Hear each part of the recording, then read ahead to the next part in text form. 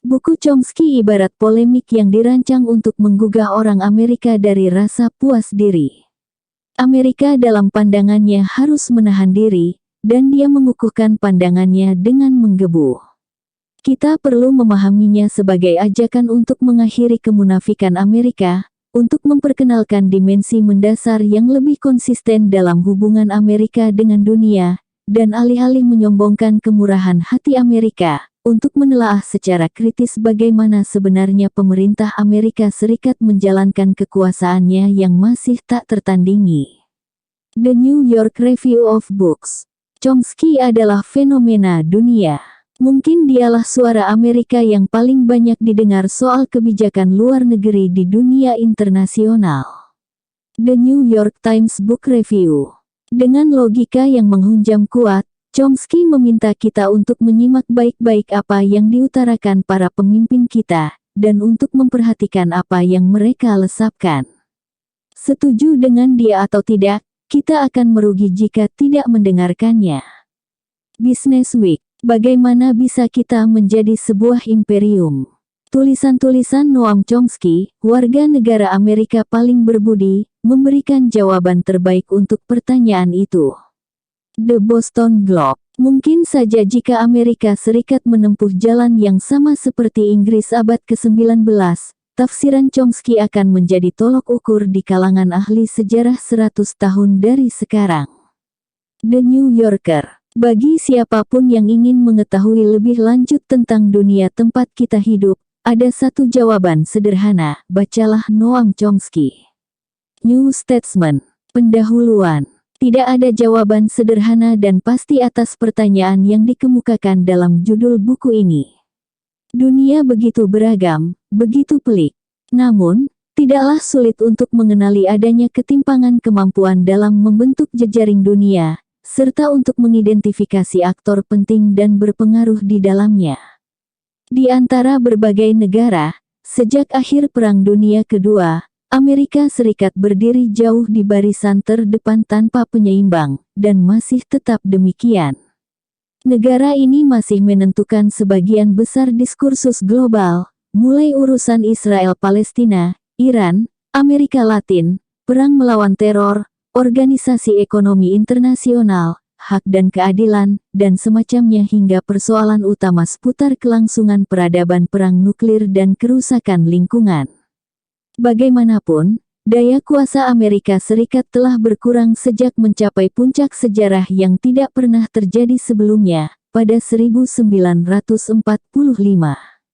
Dan seiring kemunduran yang tidak terelakkan, Washington berbagi kekuasaan dalam pemerintah dunia de facto atas penguasa alam semesta, meminjam istilah dunia pers, mengacu pada kekuatan negara kapitalis terkemuka, yakni negara G7 bersama dengan lembaga-lembaga yang mereka kendalikan pada zaman penjajahan baru, seperti Dana Moneter Internasional dan organisasi-organisasi perdagangan global. Tentu penguasa alam semesta sangat jauh dari representasi populasi kekuatan dominan. Bahkan, di negara-negara yang lebih demokratis, penduduk hanya memiliki sedikit pengaruh dalam pengambilan kebijakan. Di Amerika Serikat, para peneliti berpengaruh telah memberikan bukti kuat bahwa elit-elit ekonomi dan kelompok terorganisasi yang mewakili kepentingan bisnis memiliki pengaruh bebas yang substansial dalam kebijakan pemerintah Amerika Serikat, sedangkan masyarakat umum dan kelompok kepentingan berbasis massa memiliki sedikit, atau tidak punya sama sekali pengaruh bebas. Hasil dari penelitian mereka oleh penulisnya disimpulkan, menyediakan dukungan penting bagi teori dominasi elit ekonomi dan teori bias pluralisme, tetapi tidak bagi teori demokrasi elektoral mayoritas atau pluralisme mayoritas. Penelitian lain menunjukkan bahwa sebagian besar penduduk yang tingkat pendapatannya rendah berdasarkan skala kesejahteraan, secara efektif disingkirkan dari sistem politik. Pendapat dan sikap kelompok ini diabaikan oleh Dewan Perwakilan mereka, sedangkan sebagian kecil orang dengan tingkat pendapatan tinggi memiliki pengaruh yang luar biasa kuat. Dan dalam periode panjang tersebut, aliran dana kampanye dengan sangat jitu menunjukkan pilihan kebijakan yang mungkin diambil. Salah satu konsekuensinya disebut sebagai apati, enggan memilih. Hal ini memiliki korelasi kelas yang signifikan. 35 tahun yang lalu, Walter Dean Burnham, pakar politik pemilihan umum kenamaan, telah membahas kemungkinan penyebabnya. Dia mengaitkan keabstainan dengan keganjilan komparatif yang penting dalam sistem politik Amerika, ketiadaan partai berbasis massa sosialis atau buruh sebagai pesaing yang terorganisasi di pasar pemilu, yang menurut dia menyumbang banyak tingkat keabstainan kelas yang tidak setuju serta mengecilkan pilihan kebijakan yang mungkin didukung masyarakat umum, tetapi bertentangan dengan kepentingan elit. Pengamatan tersebut menjangkau kekinian. Dalam analisis yang cermat seputar pemilu 2014, Burnham dan Thomas Ferguson menunjukkan bahwa tingkat partisipasi pemilih mengingatkan akan masa-masa awal abad ke-19 ketika hak suara hanya diberikan kepada lelaki yang bebas. Mereka menyimpulkan bahwa, baik hasil pemilu langsung maupun penalaran umum menegaskan bahwa sebagian besar orang Amerika saat ini jera dengan kedua partai politik besar dan semakin kecewa dengan harapan jangka panjang yang mungkin terbentang. Banyak dari mereka yang percaya bahwa kepentingan segelintir orang mengendalikan kebijakan pemerintah. Sebagian besar orang Amerika ini mengharapkan aksi yang efektif untuk membalik kemerosotan ekonomi jangka panjang dan tidak terkendalinya ketimpangan ekonomi. Namun, tidak satu pun tawaran yang mendekati kebutuhan mereka diajukan oleh salah satu partai besar Amerika, yang serba dikendalikan oleh uang. Ini mungkin hanya untuk mempercepat disintegrasi sistem politik yang jelas terbukti dalam pemilu Kongres 2014. Di Eropa, kemerosotan demokrasi tidak kalah mencolok. Pengambilan putusan atas berbagai persoalan krusial dipindah ke tangan birokrasi Brussel, ibu kota Uni Eropa, dan kekuatan finansial besar yang memainkan sebagian besar peran. Pelecehan terhadap demokrasi yang mereka lakukan terlihat dalam reaksi kasar atas gagasan bahwa orang-orang Yunani berhak bersuara untuk menentukan nasib masyarakatnya. Dilumat kebijakan penghematan yang kejam dari Troika Eropa, Komisi Eropa, Bank Sentral Eropa, dan Dana Moneter Internasional terutama aktor politik DMI, bukan para ekonom yang kritis terhadap kebijakan destruktif. Pemberlakuan kebijakan penghematan ini ditujukan untuk mengurangi hutang Yunani. Namun, yang terjadi justru rasio hutang terhadap produk domestik bruto meningkat, pada saat struktur sosial masyarakat Yunani telah tercabik-cabik, dan Yunani menjadi corong untuk mencairkan dana talangan ke sejumlah bank Prancis dan Jerman yang mengeluarkan pinjaman berisiko. Ada beberapa kejutan di sini. Pertarungan kelas yang biasanya berat sebelah, punya sejarah panjang dan getir. Pada awal era kapitalis negara modern, Adam Smith mengutuk tuan dari umat manusia pada zamannya, saudagar dan pabrikan dari Inggris, yang memegang peran penting sebagai arsitek utama dari setiap kebijakan, dan yang memastikan kepentingan mereka secara istimewa terpenuhi, tidak peduli betapa memilukan dampaknya bagi yang lain, terutama para korban perlakuan sewenang-wenang mereka yang keji di luar negeri, dan juga banyak penduduk Inggris. Era neoliberal dari generasi terdahulu telah membubuhkan sentuhan khas dalam gambaran klasik ini, dengan para penguasa muncul dari kalangan atas dunia ekonomi yang semakin termonopoli, lembaga keuangan raksasa yang kerap memangsa segala, dan tokoh politik yang sebagian besar mewakili kepentingan mereka. Sementara itu, tiada hari berlalu tanpa berita baru tentang berbagai temuan ilmiah menyedihkan seputar kerusakan lingkungan. Tidak terlalu nyaman rasanya membaca bahwa di lintang tengah belahan bumi bagian utara, setiap hari terjadi peningkatan suhu rata-rata yang setara dengan pergerakan garis lintang ke selatan sekitar 10 meter, peningkatan yang sekitar 100 kali lebih cepat daripada berbagai fenomena perubahan iklim yang dapat kita amati dalam catatan geologis, dan mungkin 1000 kali lebih cepat menurut kajian teknis lainnya. Ancaman perang nuklir tidak kalah suram. Mantan Menteri Pertahanan Amerika Serikat, William Perry yang tahu banyak soal ini, tanpa ragu-ragu, memandang probabilitas bencana nuklir tampak lebih tinggi hari ini ketimbang masa Perang Dingin ketika upaya meloloskan diri dari bencana yang tidak terbayangkan nyaris menjelma keajaiban. Sedangkan para pemegang kekuasaan besar bersikukuh melanjutkan program ketidakamanan nasional, ungkapan yang sangat tepat dari sosok yang sejak lama menjadi analis CIA, Melvin Goodman. Perry juga merupakan salah seorang pakar yang meminta Presiden Obama menyudahi pengembangan rudal jelajah baru, senjata nuklir dengan peningkatan ketepatan dalam membidik sasaran dan dampak yang lebih rendah, yang memungkinkan terjadinya perang nuklir terbatas, yang dengan dinamika umum akan cepat menjalar menjadi bencana.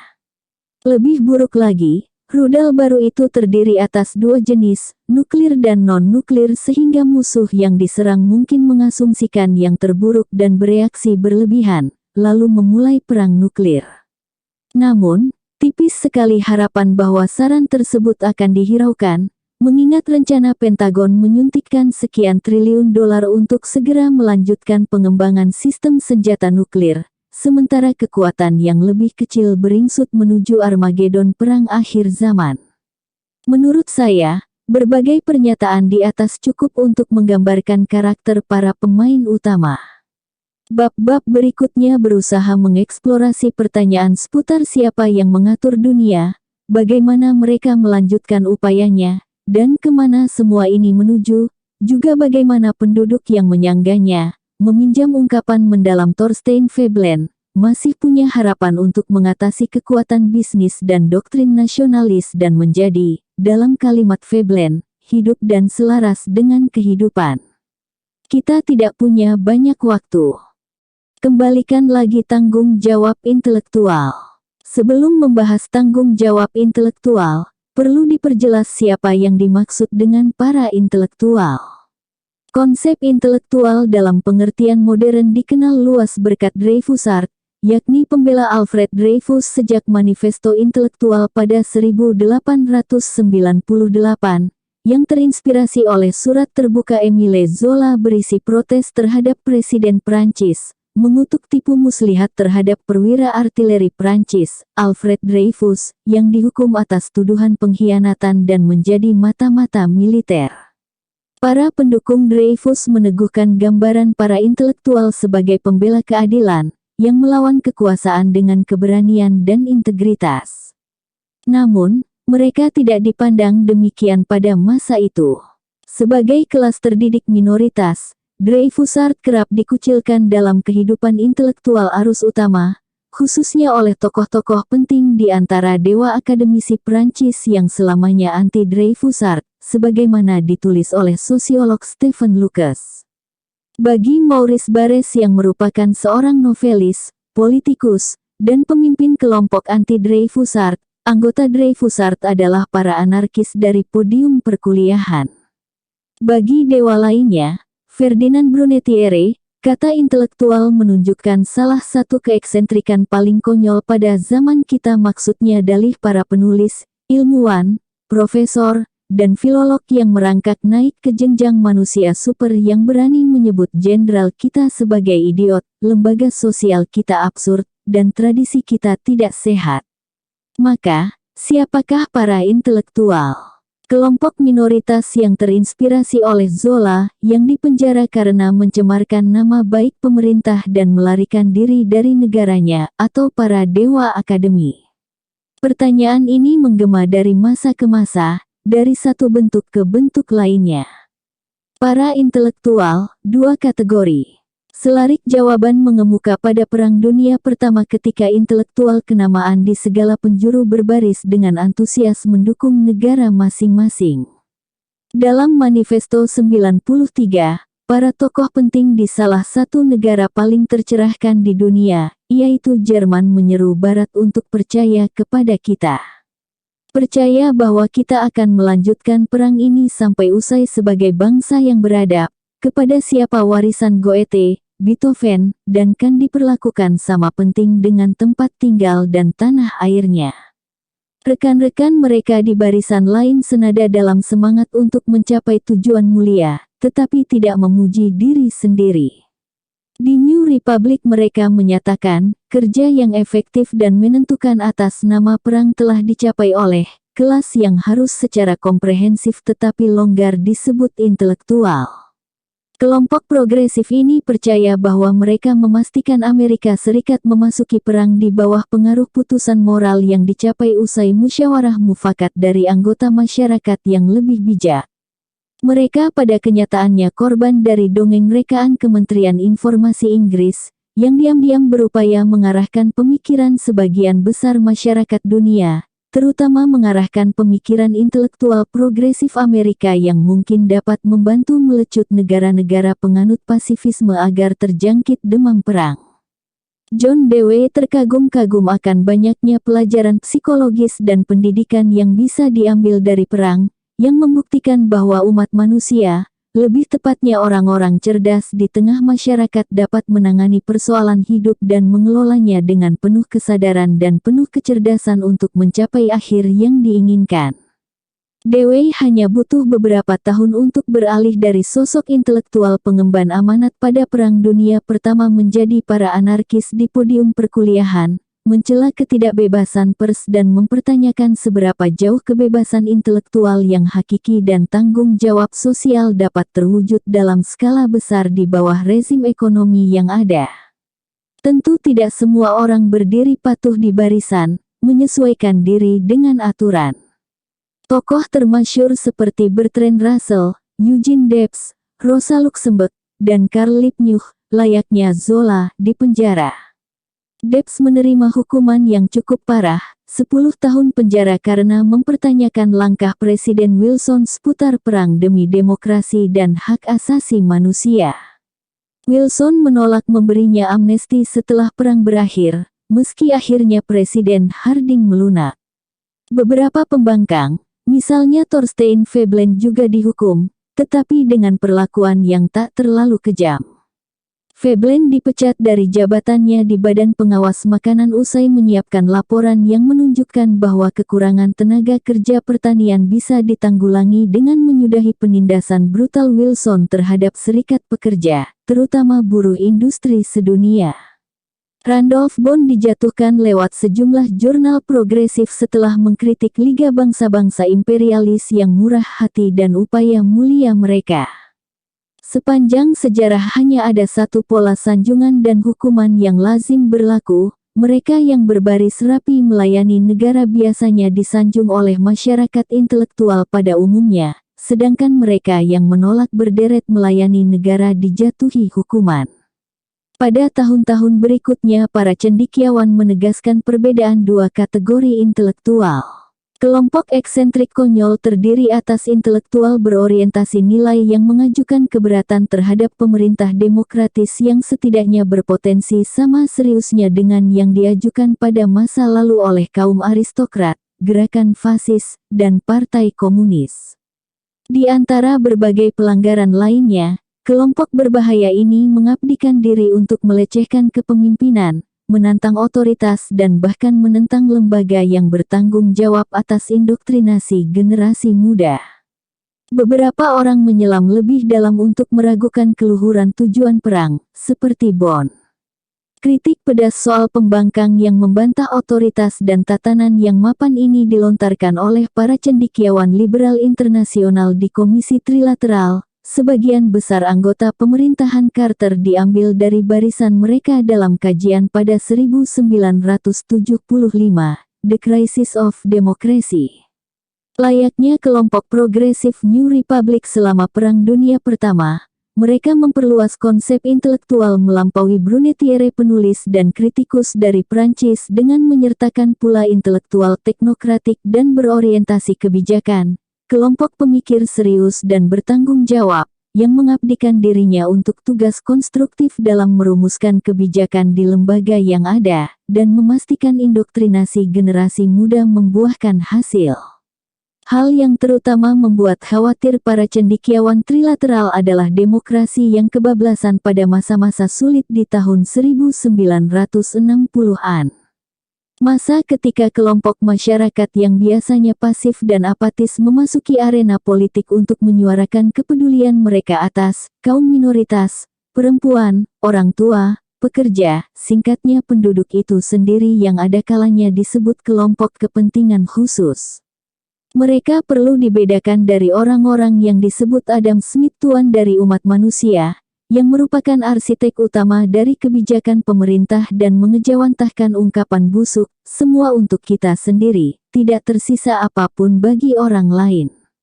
Peran penguasa dalam arena politik tidak dibantah atau dibahas dalam pertemuan trilateral, mungkin karena para penguasa mewakili kepentingan nasional, sejalan dengan mereka yang mengeluh-elukan diri sendiri karena memimpin negara menghadapi perang setelah musyawarah mufakat dari anggota masyarakat yang lebih bijak mencapai suatu putusan moral.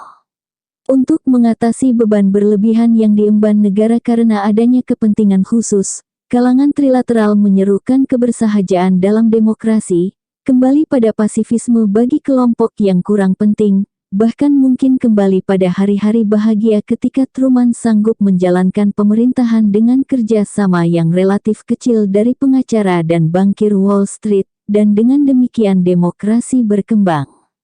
Kalangan trilateral bisa saja mengklaim bahwa mereka berpegang teguh pada maksud sebenarnya dari konstitusi, yang pada hakikatnya merupakan dokumen aristokrat yang dirancang untuk mengurangi kecenderungan demokratis pada periode tersebut, dengan memberikan kekuasaan kepada orang dari golongan yang lebih baik dan menghalangi mereka yang tidak kaya, terlahir di keluarga baik-baik, atau menonjol dalam menjalankan kekuasaan politik, menurut ahli sejarah Gordon Wood. Dalam pembelaan Madison, bagaimanapun, kita dapat menemukan bahwa mentalitasnya masih prakapitalis. Dalam menentukan bahwa kekuasaan harus dikendalikan demi kesejahteraan bangsa-bangsa oleh sejumlah orang yang punya kemampuan, dia membayangkan orang-orang tersebut seperti negarawan yang tercerahkan dan filsuf baik hati dalam imajinasi dunia orang Romawi. Mereka harus suci dan mulia, orang-orang yang memiliki kecerdasan, patriotisme, kekayaan, dan kebebasan, mereka yang dengan bijak dapat sangat memahami kepentingan utama negaranya, dan mereka yang berjiwa patriot dan cinta keadilan hingga tidak mungkin mengorbankan kepentingan tersebut untuk sementara atau secara parsial. Dengan kemampuan yang begitu diberkati, orang-orang ini akan menyaring dan memperluas pandangan publik, menjaga kepentingan publik dari keonaran demokrasi mayoritas. Dalam nada yang serupa, para intelektual progresif Wilsonian mungkin merasa tenang dengan penemuan ilmu perilaku, yang dipaparkan pada tahun 1939 oleh psikolog dan pakar pendidikan Edward Thorndike, adalah peruntungan yang sangat bagus bagi umat manusia mendapati adanya kaitan penting antara kecerdasan dan moralitas, termasuk soal niat baik terhadap sesama. Alhasil, orang yang lebih superior daripada kita dalam hal kepandaian umumnya juga lebih dermawan, dan seringkali lebih aman mempercayakan kepentingan kita kepada mereka ketimbang diri kita sendiri. Sebuah doktrin yang menghibur, meski mungkin beberapa orang merasa Adam Smith memiliki mata yang tajam. Membalikkan tata nilai. Perbedaan di antara kedua kategori intelektual membentuk kerangka dalam menentukan tanggung jawab intelektual. Frasa tersebut ambigu, apakah merujuk pada tanggung jawab moral sebagai manusia yang sepatutnya, yang diposisikan untuk menggunakan keistimewaan dan status mereka untuk mengedepankan kebebasan, keadilan, belas kasih, perdamaian, dan kekhawatiran sentimental lainnya. Atau, apakah itu mengacu pada peran yang diharapkan diemban mereka sebagai intelektual teknokratik yang berorientasi kebijakan, yang tidak merongrong, tetapi melayani pemimpin dan lembaga yang ada. Karena kekuasaan cenderung berlaku umum, kategori terakhirlah yang dianggap sebagai intelektual bertanggung jawab, mengemban jabatan penting, sedangkan yang sebelumnya disisihkan atau direndahkan di negerinya sendiri. Berkenaan dengan musuh, perbedaan di antara kedua kategori intelektual tetap berlaku, tetapi dengan tata nilai terbalik. Pada masa Uni Soviet dulu intelektual berorientasi nilai dianggap sebagai pembangkang yang patut disegani oleh orang Amerika, sedangkan di sisi lain kita menghina aparat dan pejabat Partai Komunis, para intelektual teknokratik yang berorientasi kebijakan. Sama seperti di Iran, tempat kita menghormati pembangkang yang berani dan mengutuk orang-orang yang membela pemerintahan ulama. Hal serupa kerap terjadi di berbagai tempat lainnya. Dengan demikian, istilah pembangkang sebagai bentuk penghormatan digunakan secara selektif. Tentu saja istilah tersebut tidak memiliki konotasi serupa bagi intelektual berorientasi nilai di dalam negeri, atau bagi mereka yang memerangi tirani yang didukung Amerika Serikat di luar negeri. Lihat saja kasus menarik Nelson Mandela, baru pada 2008 namanya dihapus dari daftar teroris yang resmi tercatat di Departemen Luar Negeri. Penghapusan ini memungkinkan dia bepergian ke Amerika Serikat tanpa otorisasi khusus. 20 tahun sebelumnya, menurut laporan Pentagon, Mandela memimpin para penjahat dari salah satu kelompok teroris yang terkenal jahat di dunia. Itulah sebabnya Presiden Reagan mendukung rezim apartheid, meningkatkan perdagangan dengan Afrika Selatan yang melanggar sanksi Kongres, dan mendukung aksi penghancuran negara tetangga oleh Afrika Selatan yang mengakibatkan, menurut laporan Perserikatan Bangsa-Bangsa, 1,5 juta orang mati. Ini hanya sekelumit episode dalam perang melawan terorisme yang dicanangkan Reagan untuk memberantas wabah zaman modern, atau seperti dinyatakan Sekretaris Negara George Shultz kembalinya barbarisme pada era modern. Kita dapat menambahkan ratusan ribu mayat di Amerika Tengah dan puluhan ribu lainnya di Timur Tengah dalam deretan pencapaian lainnya. Tidak heran sang komunikator ulung, julukan Reagan diagung-agungkan oleh cendekiawan Hoover Institution sebagai raksasa yang jiwanya berkelana ke segenap penjuru negeri, mengamati kita laksana hantu yang ramah dan bersahabat. Kasus Amerika Latin mengungkap gambaran penting. Mereka yang menyerukan kebebasan dan keadilan di sana tidak diakui dalam jajaran pembangkang yang disegani. Misalnya, seminggu setelah runtuhnya tembok Berlin, 6 intelektual penting Amerika Latin, semua imam Yesuit, ditembak mati atas perintah langsung Panglima Tinggi El Salvador. Para pelakunya berasal dari batalion elit yang dipersenjatai dan dilatih oleh Washington, yang meninggalkan jejak darah dan teror mengerikan. Para imam yang dibunuh tidak dikenang sebagai pembangkang terhormat, pun juga orang lain yang bertindak seperti mereka di seluruh belahan dunia. Pembangkang terhormat adalah mereka yang menyeru kebebasan di wilayah musuh, Eropa Timur dan Uni Soviet, dan para pemikir yang hidup menderita, tetapi tidak terpencil seperti sejawat mereka di Amerika Latin. Masalah ini tidak dipersoalkan secara serius sebagaimana yang dicatat John Cotsworth dalam Cambridge History of the Cold War, sejak 1960 hingga runtuhnya Soviet pada 1990. Jumlah tahanan politik, korban penyiksaan, dan pembangkang politik non-kekerasan yang dijatuhi hukuman mati di Amerika Latin jauh melebihi orang-orang di Uni Soviet dan negara satelit Eropa Timur. Di antara mereka yang dieksekusi terdapat banyak martir agama, dan juga ada pembantaian massal, secara konsisten didukung atau diprakarsai oleh Washington. Mengapa ada perbedaan? Mungkin bisa disebutkan bahwa yang terjadi di Eropa Timur jauh lebih penting bagi kita ketimbang belahan dunia selatan. Akan jadi menarik untuk menelisik argumen yang diajukan dan juga untuk mengetahui penjelasan mengapa kita harus mengabaikan prinsip moral dasar dalam meninjau keterlibatan Amerika Serikat di luar negeri. Di antaranya, kita perlu memusatkan upaya pada wilayah tempat kita dapat melakukan yang terbaik. Biasanya ini daerah tempat kita turut bertanggung jawab atas apa yang terjadi. Tentu tidak sulit menuntut musuh kita mengikuti prinsip serupa. Segelintir dari kita peduli, atau harus peduli, atas apa yang dikatakan oleh Andrei Sakharov atau Shirin Ebadi tentang Amerika Serikat atau kejahatan Israel. Kita mengagumi ucapan dan tindakan mereka tentang orang-orang di negeri mereka sendiri. Simpulan ini dipegang lebih teguh oleh kalangan yang hidup di tengah masyarakat yang lebih bebas dan demokratis, dan oleh karena itu punya kesempatan lebih besar untuk bertindak secara efektif. Menarik mendapati bahwa, dalam lingkaran yang paling disegani, praktik yang terjadi bertentangan dengan ketentuan nilai moral dasar. Perang Amerika Serikat di Amerika Latin sejak tahun 1960 hingga tahun 1990, terlepas dari segala kengeriannya, punya signifikansi sejarah jangka panjang. Salah satu aspek penting yang perlu dipertimbangkan di antaranya ketika mereka melancarkan perang besar-besaran terhadap Gereja Katolik. Perang yang dilakukan untuk menghancurkan bitah mengerikan, yang dicanangkan dalam Konsili Vatikan II pada tahun 1962.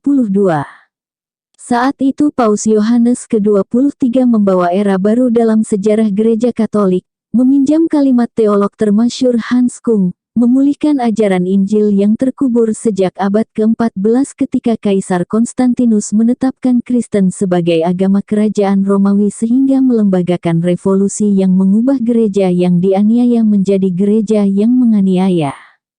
Ajaran Vatikan II disambut oleh uskup Amerika Latin, yang mengangkat pilihan keberpihakan terhadap orang miskin.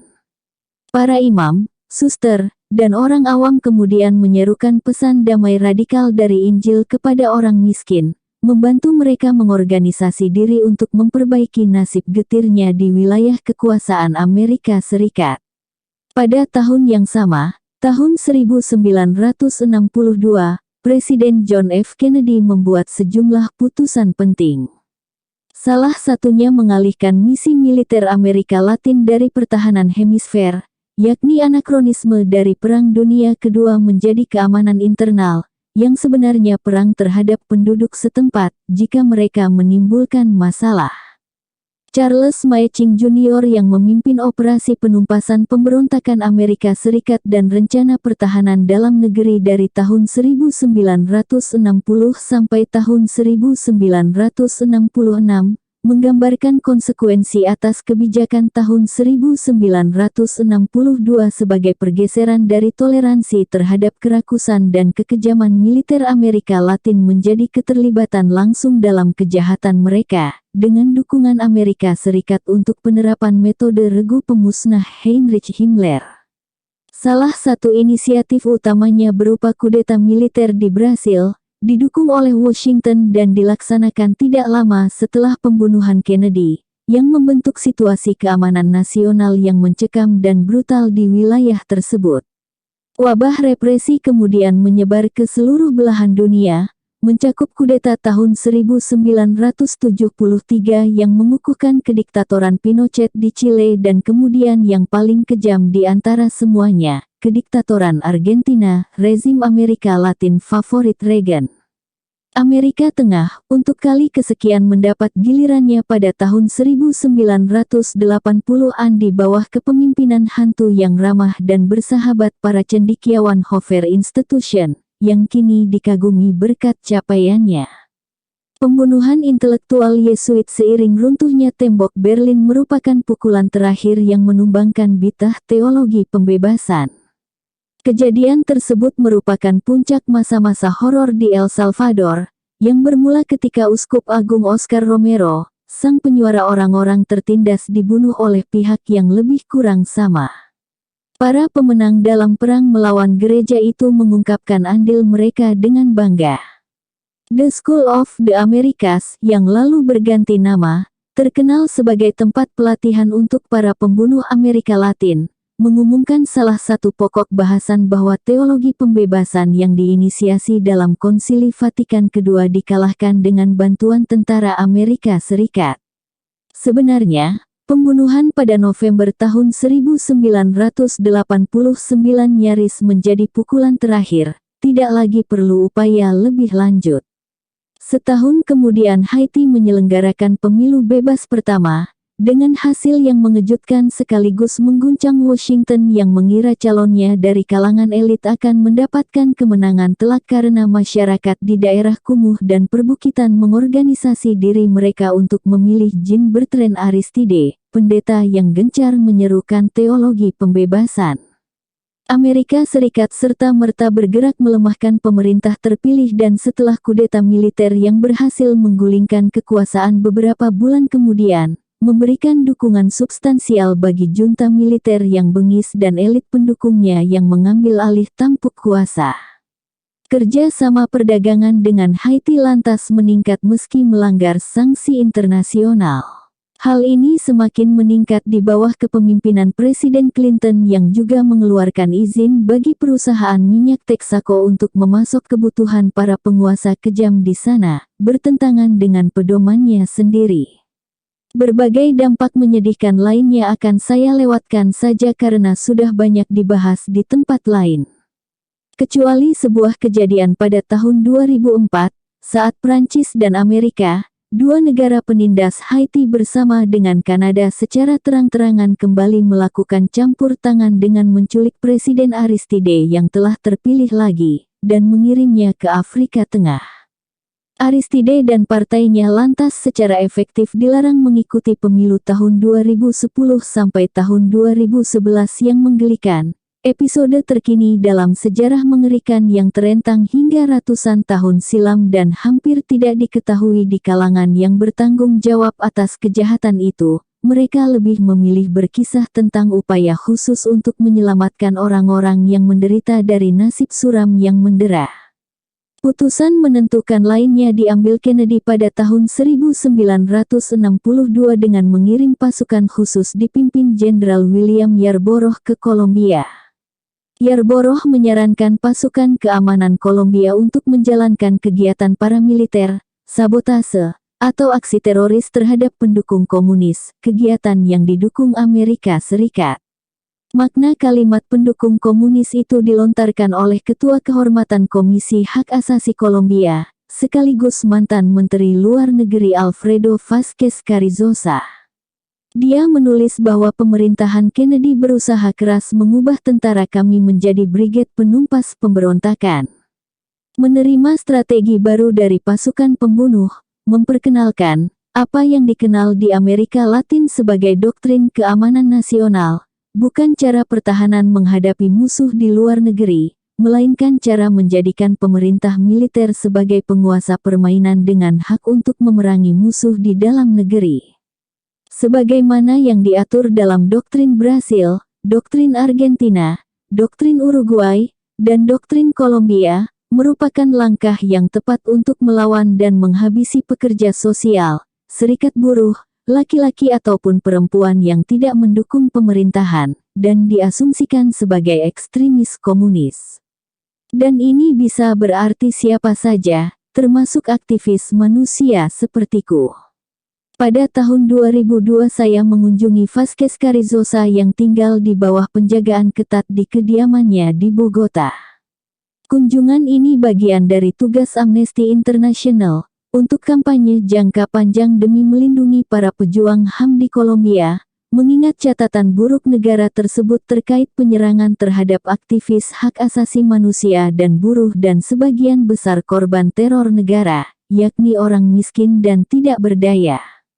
Teror dan penyiksaan di Kolombia dilengkapi dengan senjata kimia fumigasi di pedesaan dengan dalih perang terhadap narkoba, mengakibatkan penderitaan dan perpindahan besar-besaran para penyintas ke daerah kumuh perkotaan.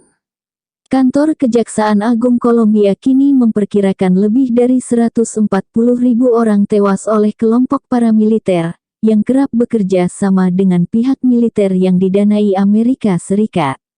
Isyarat pembantaian berserakan di mana-mana.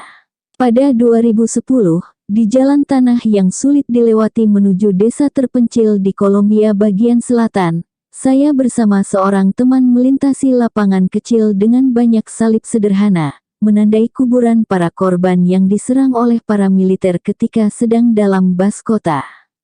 Laporan soal pembunuhan itu cukup kaya gambar dengan menghabiskan sedikit waktu bersama para penyintas, yang merupakan orang paling baik dan pengasih yang pernah saya temui, membuat gambaran dalam laporan itu semakin nyata, dan semakin menyakitkan.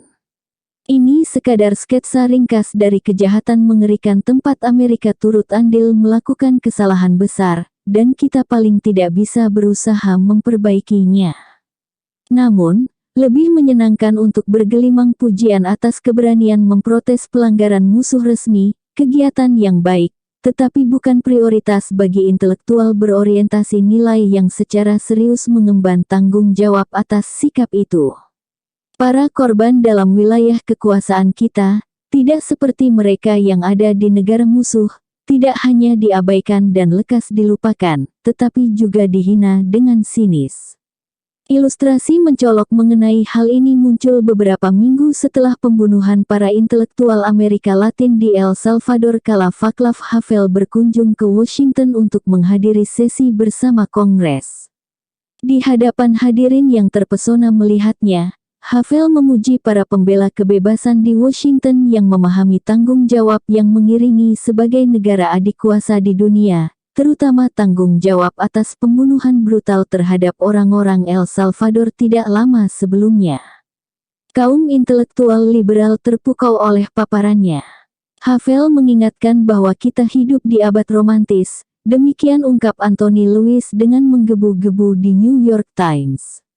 Tokoh liberal terkemuka lainnya bersukacita menyambut idealisme, ironi, dan humanitas yang diungkapkan Havel saat dia memaparkan doktrin yang sukar soal tanggung jawab individu, sementara Kongres terang-terangan sangat menghormati kegeniusan dan integritasnya dan bertanya-tanya mengapa Amerika kekurangan intelektual yang mendahulukan moralitas ketimbang kepentingan pribadi semacam ini.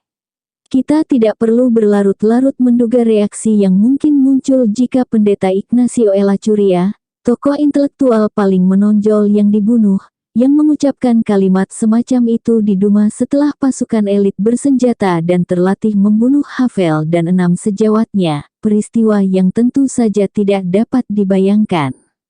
Karena kita hampir tidak dapat melihat gajah di pelupuk mata, tidak heran peristiwa yang terjadi di dekat kita sama sekali tidak kentara.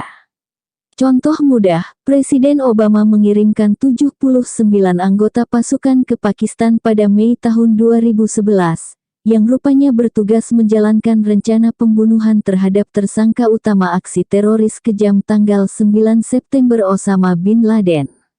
Meskipun mudah dilumpuhkan karena tidak bersenjata dan tanpa perlindungan, Osama sebagai target operasi dibunuh dan mayatnya dibuang ke laut tanpa tindakan autopsi yang adil dan diperlukan. Demikian laporan yang bisa kita baca di media liberal. Tidak akan ada persidangan, seperti dalam kasus perang melawan kejahatan Nazi, fakta yang tidak diabaikan oleh otoritas hukum luar negeri yang menyetujui operasi itu, tetapi berkeberatan dengan prosedurnya. Profesor Harvard Elaine Scarry mengingatkan kita, larangan pembunuhan dalam hukum internasional memiliki sejarah panjang hingga era Abraham Lincoln, yang mengecam praktik tersebut. Pada tahun 1863 Lincoln mengutuk penugasan untuk membunuh, menyebutnya sebagai tindakan yang tidak sah secara hukum internasional, sebuah kebiadaban yang dipandang mengerikan oleh setiap bangsa beradab dan mencirikan pembalasan yang keji. Kita telah melangkah sangat jauh, sejak saat itu. Ada banyak persoalan lain seputar operasi penyergapan Bin Laden, termasuk kesediaan Washington menghadapi risiko serius berupa peperangan besar dan bahkan kebocoran bahan nuklir untuk para pejihad, seperti sudah saya bahas dalam kesempatan lain.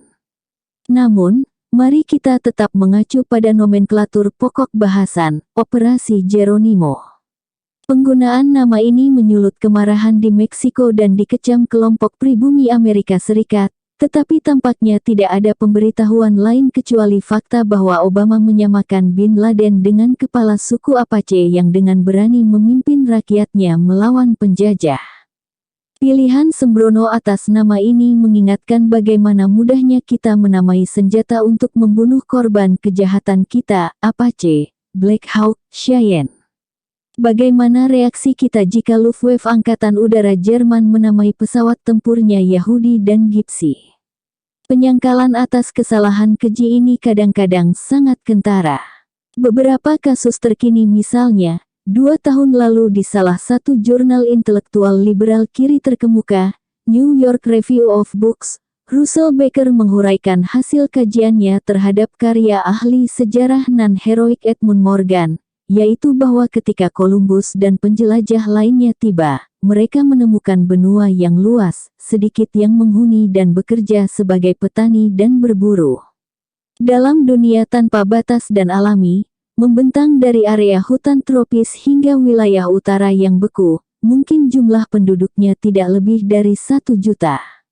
Perhitungan tersebut meleset sekian puluh juta dan pengertian luas di sini mencakup peradaban yang berkembang di sepanjang benua. Tidak muncul tanggapan apapun, kendati 4 bulan kemudian editor melayangkan koreksi, mencatat bahwa di Amerika Utara mungkin ada 18 juta orang pada masa tersebut, tetapi masih tidak menyinggung puluhan juta lebih dari area hutan tropis hingga wilayah utara yang beku. Ini semua sudah diketahui sejak beberapa dekade lalu, termasuk peradaban yang sudah maju dan kejahatan yang terjadi kemudian, tetapi tampak tidak cukup penting untuk dibahas, pun sambil lalu. Setahun berselang, ahli sejarah kenamaan Mark Mazower menyebutkan dalam London Review of Books bahwa Amerika menganiaya penduduk asli Amerika. Lagi-lagi tidak mendapat tanggapan. Mahukah kita menerima istilah menganiaya atas kejahatan sebanding yang dilakukan musuh-musuh kita? Arti penting 9-11. Jika tanggung jawab intelektual mengacu pada tanggung jawab moral yang sepatutnya sebagai manusia, dengan penekanan agar menggunakan keistimewaan dan status mereka untuk mengedepankan perkara kebebasan, keadilan, belas kasih, dan perdamaian, dan untuk berbicara tidak hanya tentang pelanggaran musuh kita, tetapi juga jauh lebih penting tentang kejahatan tempat kita terlibat di dalamnya dan kita dapat memperbaiki atau menghentikannya jika mahu. Bagaimana kita harus menyikapi 9-11? Pandangan bahwa 9-11 mengubah dunia tersebar di mana-mana dan dapat dipahami. Peristiwa hari itu jelas berdampak besar, baik bagi dalam negeri maupun dunia internasional. Salah satunya, membuat Presiden Bush mendeklarasikan kembali seruan Reagan ihwal perang melawan terorisme yang secara efektif sudah lenyap, meminjam ungkapan pembunuh dan penyiksa Amerika Latin favorit kita, mungkin karena hasilnya tidak cocok dengan citra diri yang kita inginkan. Konsekuensi lainnya, invasi atas Afghanistan dan kemudian Irak, juga negara lainnya di kawasan tersebut baru-baru ini. Selain itu, juga terdapat ancaman reguler berupa serangan terhadap Iran segala kemungkinan terbuka, demikian ungkapan lazimnya. Biaya yang dikeluarkan di segala bidang sangat besar. Hal ini mendorong munculnya pertanyaan yang cukup jelas, yang diajukan bukan untuk kali pertama apakah ada alternatif lain. Sejumlah analis telah mengamati bahwa Bin Laden menuai kesuksesan besar dalam perang melawan Amerika Serikat. Dia berkali-kali menegaskan bahwa satu-satunya cara mengusir Amerika Serikat dari dunia muslim dan mengalahkan kezalimannya adalah dengan menyeret Amerika dalam serangkaian perang kecil tetapi mahal yang pada akhirnya akan membuat mereka bangkrut. Demikian wartawan Eric Margolis menuliskan. Amerika Serikat mulanya di bawah George Bush dan kemudian Barack Obama, masuk tepat ke perangkap Bin Laden. Secara tidak masuk akal membiayai pengeluaran militer yang berlebihan dan kecanduan tang, mungkin merupakan dampak paling merugikan dari orang yang berpikir dapat mengalahkan Amerika Serikat. Laporan Cost of War Project dari Watson Institute for International and Public Affairs, Brown University, memperkirakan biaya perang mencapai 3,2 sampai 4 triliun. Capaian yang cukup mengesankan dari seorang Bin Laden. Bahwa Washington dengan gegabah masuk ke perangkap Bin Laden segera terbukti. Michael Sewer, analis senior CIA yang bertanggung jawab melacak Bin Laden pada tahun 1996 sampai tahun 1999, menulis, Bin Laden dengan tepat telah memberitahukan alasannya melancarkan perang kepada kita. Pemimpin Al-Qaeda itu, Sewer melanjutkan, berusaha mengubah drastis kebijakan Amerika Serikat dan Barat terhadap dunia Islam. Dan seperti yang dijelaskan Sewer, Osama Bin Laden sangat berhasil. Pasukan dan kebijakan Amerika Serikat menggenapi radikalisasi dunia Islam, sesuatu yang coba dilakukan Osama bin Laden secara mendasar sejak awal tahun 1990-an, tetapi tidak sepenuhnya sukses. Akibatnya, saya pikir wajar untuk menyimpulkan bahwa Amerika Serikat menjadi satu-satunya sekutu yang dibutuhkan bin Laden. Bahkan, boleh dibilang tetap demikian setelah kematiannya. Ada cukup alasan untuk percaya bahwa gerakan jihad bisa saja terbelah dan terkikis setelah serangan 9/11 yang mendapat kecaman keras di kalangan pergerakan. Lebih lanjut, kejahatan terhadap kemanusiaan sebagaimana yang disebutkan dengan tepat, bisa saja dipandang sebagai kejahatan dengan operasi internasional untuk menciduk orang-orang yang diduga sebagai tersangka. Hal tersebut segera diketahui setelah serangan, tetapi tidak terlintas sedikit pun di benak para pengambil keputusan di Washington untuk menempuh langkah itu. Tampaknya tawaran tentatif yang diberikan Taliban, kita tidak tahu seberapa seriusnya tawaran tersebut untuk menyeret pemimpin Al-Qaeda sesuai prosedur hukum sama sekali tidak dipertimbangkan. Saat itu saya mengutip simpulan Robert Fish bahwa kejahatan mengerikan 9/11 dilakukan dengan kebusukan dan kekejaman yang mengagumkan, sebuah penilaian yang akurat. Tindak kejahatan itu bisa saja lebih buruk, misalkan penerbangan 93, dijatuhkan oleh penumpang pemberani di Pennsylvania, menghantam Gedung Putih, mengakibatkan presiden terbunuh. Misalkan para pelaku kejahatan berencana untuk dan melakukannya, memberlakukan kediktatoran militer yang menewaskan ribuan orang dan menyiksa puluhan ribu lainnya. Misalnya kediktatoran baru akhirnya berdiri, dengan dukungan para penjahat, menjadi pusat teror internasional yang meneguhkan penganiayaan dan teror serupa di tempat lain, dan sebagai pemanis, melibatkan tim ekonom yang disebut anak-anak Kandahar, yang dengan cepat menggerakkan roda ekonomi menuju salah satu depresi terburuk sepanjang sejarah. Hal itu terus terang akan lebih buruk daripada 9/11. Sebagaimana diketahui bersama, ini bukanlah percobaan pikiran. Ini sungguh terjadi. Saya tentu saja merujuk pada yang di Amerika Latin kerap disebut sebagai 9/11 pertama. Pada tanggal 11 September tahun 1973 Amerika Serikat lewat upaya intensif berhasil menggulingkan pemerintahan demokratis Chile melalui kudeta militer yang menghantarkan rezim mengerikan Jenderal Augusto Pinochet ke tampuk kekuasaan. Rezim diktator lantas menempatkan anak-anak Chicago, para ekonom yang belajar di Universitas Chicago untuk menata kembali perekonomian Chile.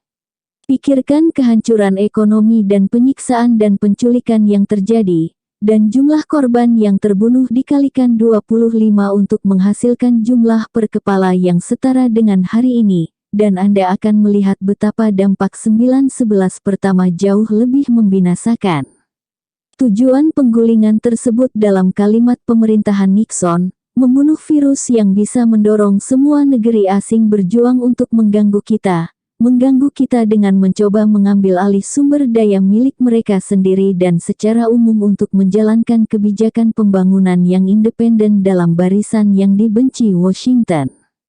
Sebagai latar belakang terdapat simpulan dari Dewan Keamanan Nasional era Nixon yang menyebutkan, jika tak dapat mengendalikan Amerika Latin, jangan harap Amerika Serikat dapat mencapai tatanan yang sesuai tujuan di belahan dunia lainnya. Kredibilitas Washington akan tercemar seperti yang disebutkan Henry Kissinger. Tidak seperti yang kedua, 9/11 pertama tidak mengubah dunia. Tidak ada dampak yang berarti, Kissinger meyakinkan bosnya beberapa hari kemudian. Dan melihat tempatnya dalam sejarah konvensional, kata-katanya hampir tidak bisa disalahkan, meskipun para penyintas akan melihat persoalan ini secara berbeda. Dampak kecil peristiwa ini tidak terbatas pada kudeta militer yang membuyarkan demokrasi Chile dan mempertontonkan cerita horor yang menyertainya. Seperti yang telah dibahas sebelumnya, 9/11 pertama hanya salah satu adegan dalam drama yang dimulai pada 1962 ketika Kennedy menggeser misi militer Amerika Latin menjadi misi keamanan internal. Kehancuran yang mengiringinya juga merupakan dampak kecil, pola yang lazim terjadi ketika sejarah dipandu oleh intelektual penguasa. Kaum intelektual dan pilihannya. Kembali pada dua kategori intelektual, tampaknya sudah menjadi sejarah umum bahwa intelektual konform, kelompok yang mendukung kebijakan pemerintah dan mengabaikan atau merasionalisasi kejahatan pemerintah, dihormati dan mendapat keistimewaan di tengah masyarakat mereka, sedangkan para intelektual yang berorientasi nilai dihukum dengan satu atau lain cara. Polanya kembali ke catatan sejarah paling awal, pria yang meminum racun hemlock karena dituduh merusak generasi muda Athena. Seperti halnya Dreyfusard dituduh merusak jiwa, dan pada waktunya, merusak masyarakat secara keseluruhan serta seperti intelektual berorientasi nilai pada tahun 1960-an yang didakwa dengan tudingan indoktrinasi kaum muda. Dalam kitab suci Ibrani, terdapat tokoh-tokoh yang menurut standar kekinian merupakan intelektual pembangkang, yang disebut nabi. Mereka dengan sengit membuat marah penguasa lewat analisis geopolitik yang kritis, hujatan terhadap kejahatan yang dilakukan pemerintah, seruan atas keadilan dan kepedulian untuk golongan yang papa dan menderita. Raja Ahab, yang paling jahat dari segala raja, mengecam Nabi Elia sebagai pembenci Israel, Yahudi antisemitisme pertama, atau anti-Amerika untuk orang-orang yang senasib pada era modern. Para nabi diperlakukan secara kasar, tidak seperti para penjilat di istana, yang kemudian hari dikutuk sebagai nabi palsu. Polanya bisa dipahami. Akan mengejutkan jika terjadi yang sebaliknya. Adapun mengenai tanggung jawab intelektual, saya hanya akan menyebutkan beberapa hal yang tidak melampaui kebenaran sederhana. Intelektual secara khusus punya hak istimewa, keistimewaan melahirkan kesempatan, dan kesempatan melimpahkan tanggung jawab. Seorang individu lantas punya pilihan. Teroris yang diburu di seluruh dunia. Pada tanggal 13 Februari tahun 2008, Imad Mughniyeh, komandan senior Hizbullah, dibunuh di Damaskus. Dunia akan menjadi tempat yang lebih baik tanpa orang ini, kata juru bicara Departemen Luar Negeri Amerika Serikat Sean McCormack. Dengan satu atau lain cara, dia harus diadili. Direktur Intelijen Nasional Mike McConnell menambahkan bahwa Mughniyeh bertanggung jawab atas lebih banyak kematian orang Amerika dan Israel ketimbang teroris lainnya, kecuali Osama bin Laden. Sukacita pun hinggap di Israel karena salah satu orang yang paling dicari oleh Amerika Serikat dan Israel diadili, demikian diberitakan Financial Times London. Di bawah judul besar A Militant Wanted the World Over, kisah yang menyertainya menyebutkan setelah 9/11, Mughniyeh digantikan oleh Osama bin Laden dalam daftar orang paling dicari. Sehingga Mughniyeh hanya menduduki peringkat kedua di antara para militan yang paling dicari di dunia. Terminologi ini cukup akurat, sesuai ketentuan diskursus Anglo-Amerika, yang mendefinisikan dunia sebagai kelas politik di Washington dan London, dan siapapun yang setuju dengan mereka mengenai persoalan tertentu. Cukup lazim misalnya, membaca bahwa dunia sepenuhnya mendukung George Bush kala dia memerintahkan pengeboman Afghanistan. Mungkin pendapat dunia memang benar, tetapi tidak bagi masyarakat dunia, sebagaimana terungkap dalam jajak pendapat internasional Gallup setelah pengeboman itu diumumkan. Dukungan global terbilang kecil. Bahkan di Amerika Latin yang sudah akrab dengan perangai Amerika Serikat, angka dukungan hanya berkisar dari 2% di Meksiko hingga 16% di Panama. Dan dukungan itu pun bersifat kondisional, hanya untuk pelaku yang telah diketahui berdasarkan laporan FBI. Mereka belum berhasil mengidentifikasinya hingga 8 bulan kemudian dan menghindari sasaran sipil mereka diserang pada saat bersamaan. Sebenarnya, terdapat kecenderungan umum untuk menempuh langkah diplomatik atau peradilan, tetapi segera ditolak mentah-mentah oleh dunia. Menelusuri jejak teror. Jika dunia diperluas menjadi segenap penjuru dunia secara umum, kita mungkin menemukan deretan nama lainnya yang layak mendapat kehormatan sebagai penjahat kelas kakap, bahkan melampauinya. Penting untuk bertanya apakah ini benar adanya. Financial Times melaporkan sebagian besar tuduhan terhadap Mughniyeh tak berdasar, kecuali salah satu dari sedikit kejadian. Dia bisa dipastikan secara meyakinkan terlibat dalam pembajakan pesawat TWA pada 1985 saat seorang penyelam Angkatan Laut Amerika Serikat mati. Ini satu dari dua kejahatan teroris yang membuat para editor surat kabar, dalam suatu jajak pendapat, memilih terorisme di Timur Tengah sebagai kisah utama pada tahun 1985.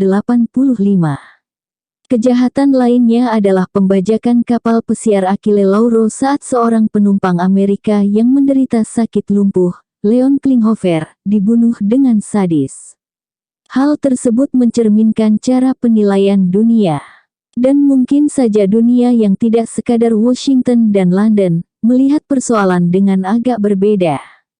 Pembajakan Achille Lauro merupakan aksi balasan terhadap pengeboman Tunisia, yang terjadi seminggu sebelumnya atas perintah Perdana Menteri Israel Shimon Peres. Di antara kejahatan lainnya, Angkatan Udara mereka membunuh 75 orang Tunisia dan Palestina dengan smart bomb hingga tubuh korban hancur lumat, sebagaimana dilaporkan langsung dari tempat kejadian oleh jurnalis terkenal dari Israel, Amnon Kapelio.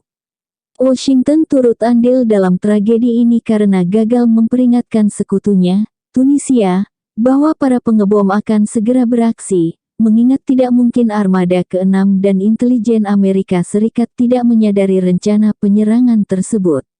Menteri Luar Negeri Amerika Serikat George Shultz mengabari Menteri Luar Negeri Israel Yitzhak Shamir bahwa Washington sungguh mempertimbangkan tindakan Israel yang dalam persetujuan umum, dia mengistilahkan, respon yang sah terhadap serangan teroris. Beberapa hari berselang Dewan Keamanan PBB dengan suara bulat mengecam pengeboman sebagai tindakan agresi bersenjata, Amerika Serikat memilih abstain. Tentu saja agresi merupakan kejahatan yang jauh lebih serius ketimbang terorisme internasional. Namun, sekadar berbaik sangka terhadap Amerika Serikat dan Israel, mari kita meringankan dakwaan terhadap kepemimpinan mereka. Kemudian beberapa hari setelahnya, Peres pergi ke Washington untuk berkonsultasi dengan tokoh teroris internasional terdepan pada masanya, Ronald Reagan yang mengecam momok kejahatan terorisme, untuk sekali lagi menuai dukungan umum dari dunia. Serangan teroris yang diajukan Shultz dan Peres sebagai dalih atas pengeboman Tunisia adalah pembunuhan 3 orang Israel di Larnaca, Siprus. Pelakunya seperti diakui Israel sama sekali tidak berkaitan dengan Tunisia, meski mungkin mereka bagian dari koneksi Suriah. Bagaimanapun Tunisia merupakan sasaran empuk, tidak dijaga ketat, berbeda dari Damaskus. Dan ada keuntungan tambahan, ada lebih banyak eksil Palestina yang bisa dibunuh di sana. Pada gilirannya, pembunuhan Larnaca dianggap sebagai pembalasan dendam oleh para pelaku. Pembunuhan ini merupakan respons terhadap pembajakan yang kerap dilakukan Israel di perairan internasional saat banyak korban meninggal, dan lebih banyak lagi yang diculik. Mereka yang diculik biasanya akan ditahan dalam waktu yang lama di penjara Israel tanpa menjalani persidangan. Yang paling terkenal, penjara rahasia atau ruang penyiksaan bernama Facility 1391. Sudah banyak media Israel dan media asing yang mengulas soal ini. Tentu saja kejahatan yang bisa dibilang sudah biasa dilakukan Israel ini diketahui editor media nasional Amerika Serikat dan ada kalanya diberitakan sekilas. Adapun pembunuhan Klinghoffer secara wajar dipandang sebagai sesuatu yang mengerikan dan sangat terkenal. Menjadi tema drama dan film televisi yang disambut gegap gempita serta mengundang banyak komentar mengejutkan yang menyesalkan kebengisan Palestina. Yang disebut macam-macam, binatang berkepala dua, yakni Perdana Menteri Menachem Begin, kecoa mabuk yang berlarian di dalam botol, yakni Kepala Staf Pasukan Pertahanan Israel Raful Eitan, seperti para belalang yang hendak menjadi elang yang kepalanya harus dihantamkan ke batu dan dinding, yaitu Perdana Menteri Yitzhak Samir, atau yang lebih umum, Araboushim, istilah peyoratif yang sepadan dengan sebutan Niger untuk orang Negro, dan Kike untuk orang Yahudi.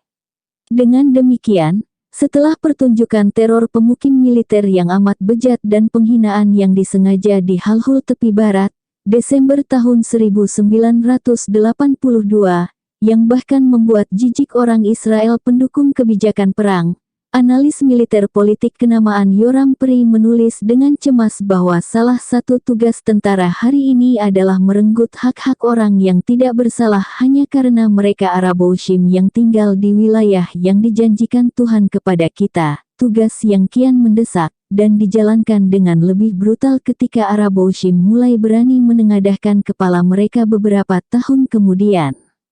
Kita bisa dengan mudah menakar ketulusan perasaan yang diungkapkan mengenai pembunuhan Klinghoffer. Hanya perlu mengusut reaksi atas kejahatan Israel serupa yang didukung Amerika Serikat.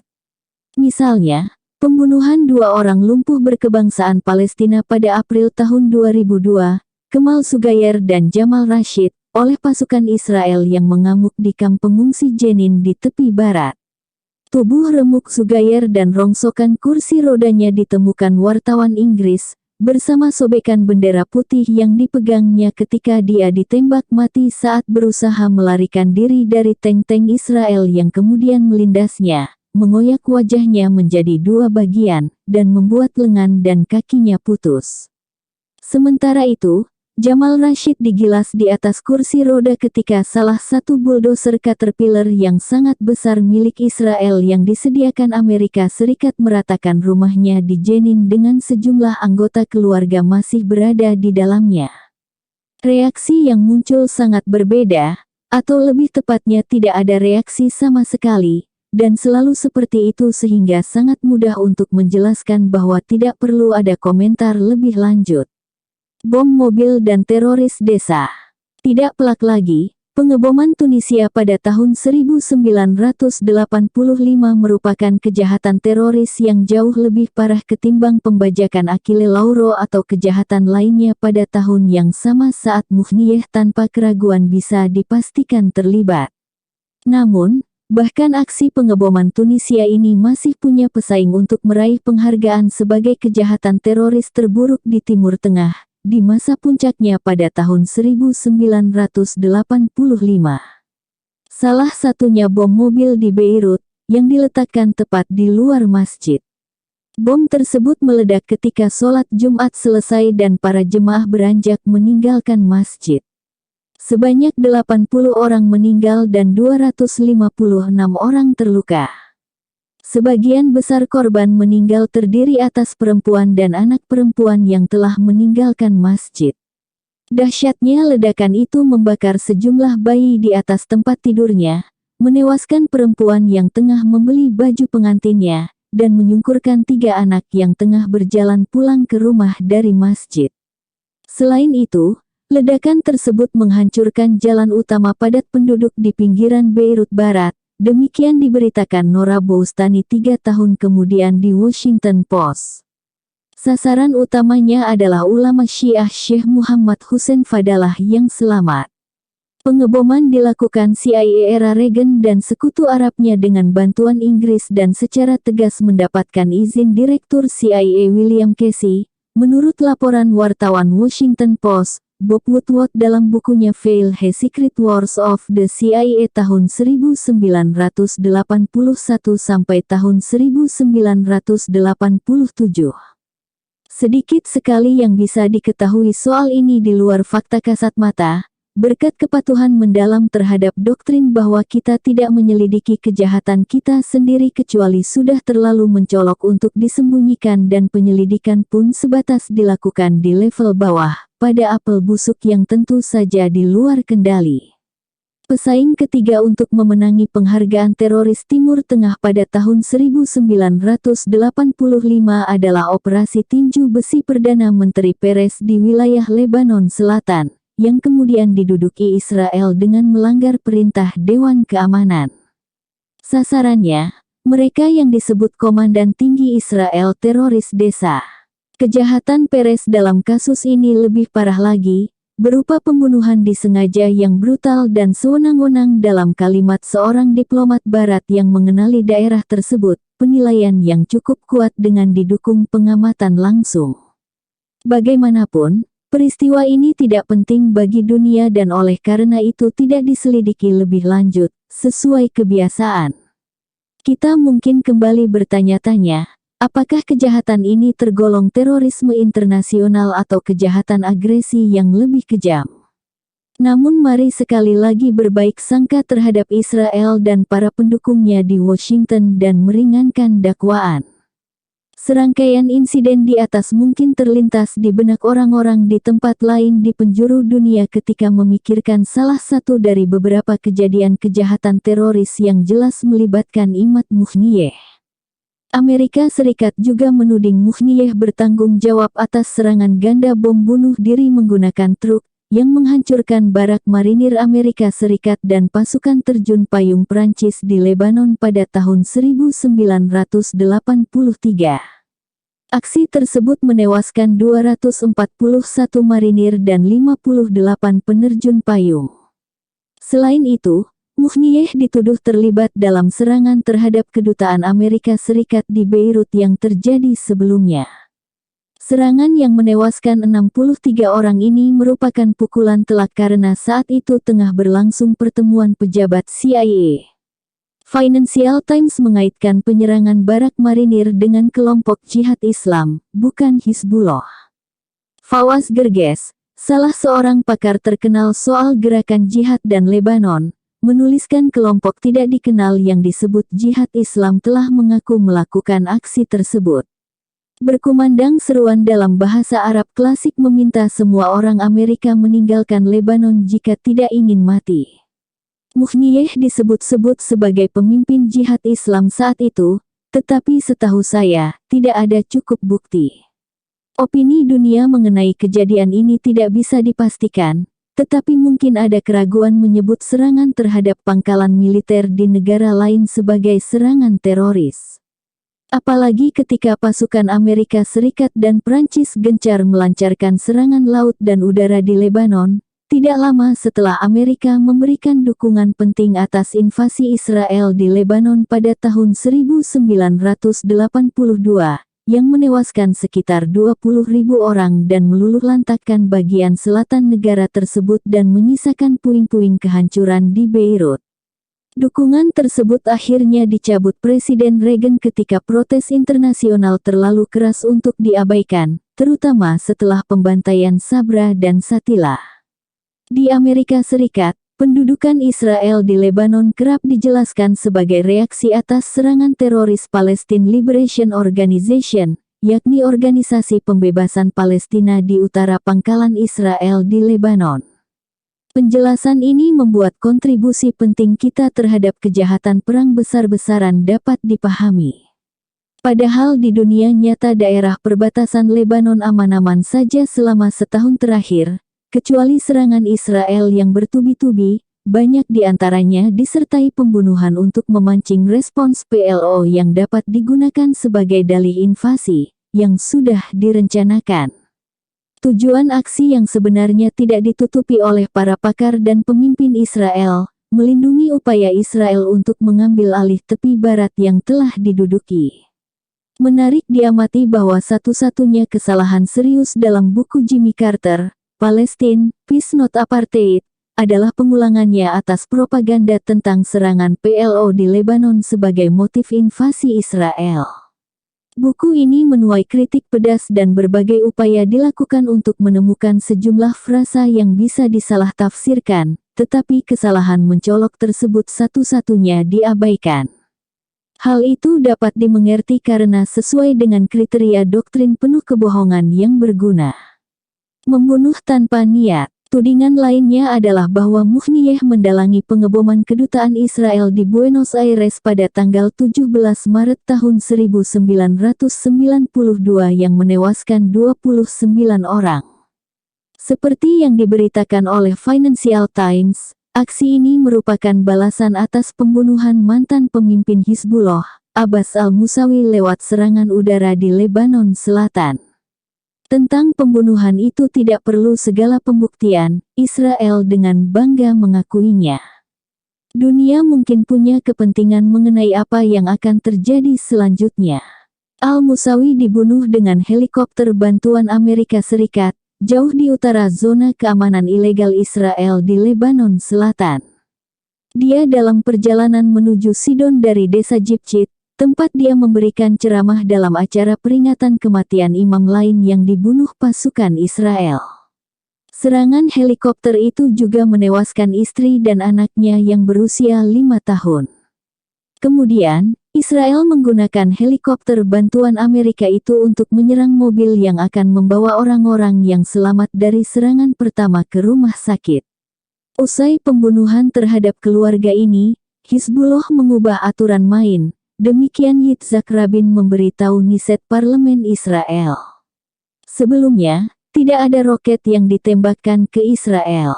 Aturan main yang berlaku hingga pembunuhan tersebut berlangsung adalah Israel dapat melancarkan serangan mematikan semaunya di mana saja di Lebanon, sedangkan Hizbullah akan membalas hanya ke wilayah Lebanon yang diduduki Israel.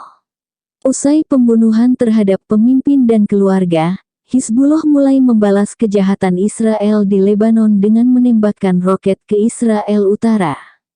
Tentu saja ini aksi teror yang tidak bisa didiamkan sehingga Rabin melancarkan invasi menggusur 500.000 orang dari rumahnya, dan menewaskan lebih dari 100 jiwa. Israel melancarkan serangan membabi buta hingga sepanjang Lebanon Utara. Di selatan, 80% penduduk Tir mengungsi, dan Nabatiyeh menjelma menjadi kota hantu. Desa Jibchit, sekitar 70%-nya rata dengan tanah, menurut keterangan juru bicara militer Israel yang menyebutkan bahwa serangan ini bermaksud menghancurkan seluruh desa karena dianggap penting bagi penduduk Syiah di Lebanon Selatan. Tujuan utamanya menyapu bersih desa dari muka bumi dan menebar kehancuran di sekitarnya, sebagaimana diungkapkan perwira senior Komando Utara Israel. Jibchit mungkin menjadi target khusus karena merupakan kampung halaman Syekh Abdul Karim Obeid, yang diculik dan dibawa ke Israel beberapa tahun sebelumnya. Rumah Obeid dihantam langsung oleh sebuah misil, demikian dilaporkan wartawan Inggris, Robert Fish, meskipun orang Israel barangkali hanya ingin menembak istri dan ketiga anaknya.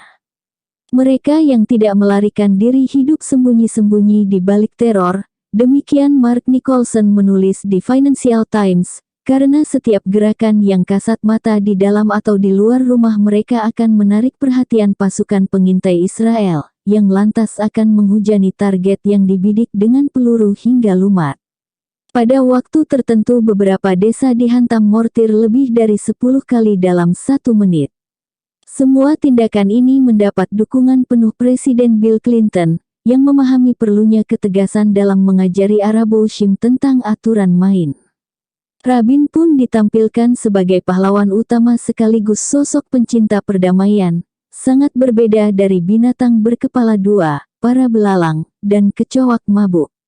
Dunia mungkin akan menemukan fakta-fakta penting semacam ini, yang terkait dengan tuduhan keterlibatan Muhniyeh dalam aksi teroris balasan di Buenos Aires. Tuduhan lainnya termasuk bahwa Muhniyeh membantu benteng pertahanan Hizbullah melawan pendudukan Israel di Lebanon pada 2006, yang jelas merupakan kejahatan teroris yang tidak dapat ditoleransi berdasarkan standar dunia. Pembelaan yang lebih vulgar atas kejahatan Amerika Serikat dan Israel secara resmi menjelaskan bahwa, sementara orang-orang Arab dengan sengaja membunuh warga sipil, Amerika Serikat dan Israel sebagai masyarakat demokratis, tidak bermaksud melakukan tindakan tersebut. Pembunuhan yang dilakukan hanya kecelakaan sehingga tidak sama dengan kebusukan moral musuh-musuh mereka. Hal itu tercermin lewat, misalnya, putusan Mahkamah Agung Israel ketika baru-baru ini menjatuhkan hukuman kolektif yang berat terhadap penduduk Gaza dengan memutus aliran listrik, juga air, sistem pembuangan limbah, dan kebutuhan dasar hidup lainnya. Pembelaan senada lazim dikemukakan sehubungan dengan sejumlah dosa kecil Washington pada masa lalu, seperti serangan rudal pada 1998 yang menghancurkan pabrik obat Al-Shifa di Sudan. Serangan ini mengakibatkan kematian puluhan ribu orang, tetapi dilancarkan tanpa maksud membunuh mereka sehingga bukan tergolong kejahatan terencana dengan pembunuhan yang disengaja. Dengan kata lain, terdapat 3 kategori kejahatan: pembunuhan terencana, pembunuhan tanpa disengaja, dan pembunuhan yang sudah dapat diduga tetapi tanpa tujuan spesifik. Kekejaman Israel dan Amerika biasanya digolongkan dalam kategori ketiga. Jadi, ketika menghancurkan sumber listrik Gaza atau memasang palang pembatas untuk bepergian ke tepi barat, Israel tidak spesifik bermaksud membunuh orang-orang tertentu yang akan meninggal akibat air yang tercemar atau meninggal di ambulans yang tak dapat membawanya ke rumah sakit. Dan ketika Bill Clinton memerintahkan pengeboman pabrik Al-Shifa, jelas sekali hal tersebut akan mengakibatkan bencana kemanusiaan. Human Rights Watch segera memberitahukan ini kepadanya, memberikan perincian. Kendati begitu, dia dan para penasihatnya tidak berniat membunuh orang-orang tertentu yang pasti meninggal ketika setengah perbekalan obat-obatan dimusnahkan di negara Afrika miskin yang tidak dapat segera memenuhi kebutuhan warganya yang sakit. Agaknya mereka dan para pembelanya memandang orang Afrika seperti cara kita melihat kerumunan semut di jalan, lalu menginjaknya begitu saja. Kita menyadari jika mau memikirkannya kemungkinan yang akan terjadi, tetapi kita tidak punya niat membunuh mereka karena nasib semut-semut itu tidak perlu diambil pusing. Tentu saja, serangan serupa oleh Arabo Ushim di daerah berpenduduk dipandang dengan agak berbeda. Jika sejenak saja kita bisa menerima perspektif dunia, kita mungkin bertanya-tanya, penjahat mana yang diburu di seluruh dunia?